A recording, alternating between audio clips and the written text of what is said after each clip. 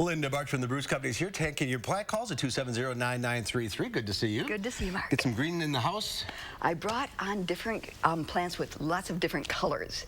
So even if things aren't flowering, you have, chartreuse colored or variegated.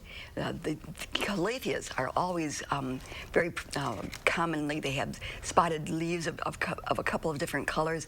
And the ones, actually, I should have probably mentioned this while we were down front. The pathos. I have three of those down front. Yes, and they're very easy to grow. So we've got chartreuse colored, or we've got a two-tone green, or we've got green and white. So you can choose. Peace plant? Peace lily is always easy to grow. Yep, for some. Let's go to the calls. We'll start with Kay from Fort Atkinson. Hi, Kay. Hi. I have a cyclamen that's just about done blooming, and I was wondering if you can ever get it to bloom again. Some people can. That plant you'll want to keep it growing for a while, and then most of the time people let it rest for a couple of months and then restart with watering and fertilizing, or sometimes repotting it. But if you have a good bright window and cool temperatures, they don't like real hot areas to be growing in. So it can be done? Mm-hmm, yes. All right, let's go to Marion now in Janesville. Hi, Marion. Hi. Hi. I have a question for Linda. Go ahead. I received a pine tree in memory of my husband. Mm-hmm. Can I plant that now, or do I have to wait till spring? Well, is this pine tree something that you received this winter? Yes, I just received it right after Christmas. Okay, and it's a pine that's meant to go outside. It's not a tropical, like a Norfolk pine that you were given. That's meant to be a house plant? Yeah. No, I have several of those that I received too, but this I'm sure it's probably about from the soil up about 2 feet tall. Wow. And it's in a large pot. And I'm guessing it's a pine. There's no tag with it. Okay, if you would move something outside during this weather, even though we're as warm as we are, they can't make that transition.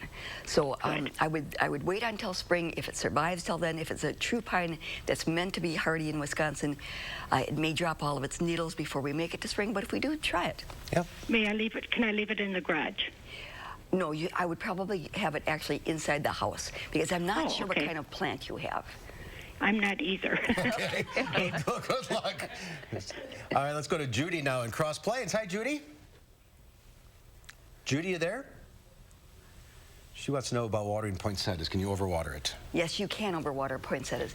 That's typically the reason that when you get a poinsettia, and if it's wrapped in foil, they actually make cut a hole in the bottom, because if it sits in too much water, those roots are going to rot. So you want to water thoroughly. Moist is good, but not sitting in water. All right, let's go to Marion from DeForest. Hi, Marion. What's your question? Marion, you there? Is our phone not working? There's a question about a Hawaiian plant. I don't know what. Hawaiian plant. Well, sometimes people bring Hawaiian Thai plants back, and that can be grown as a house plant in Wisconsin. So put it in soil and treat it as a house plant. Okay. And this is not the time of year to transplant a house plant. Not quite yet. We're January. I think that usually when we get a little bit closer to spring, when we have our longer day length, that's typically a better time to repot things. All right, let's go to Chris in Lancaster. Hi, Chris, you there? I don't think our phone is working. No, I don't think so. I think that's a Dieffenbachia, is what I would guess. And Dieffenbachias are tolerant of quite low light. Again, let it dry between waterings, and don't repot it at this time of the year. All right. I'm not going to go to the phones because they're not working. Okay. So, there's no yard work to be doing right now, is there? Well, actually, you could go out if you had certain plants that you wanted to prune. You could actually prune things. I wouldn't do evergreens at this time of the year, because we don't know what's going to happen. Mm-hmm. Last year we had a cold snap late in the season, and that could do some damage.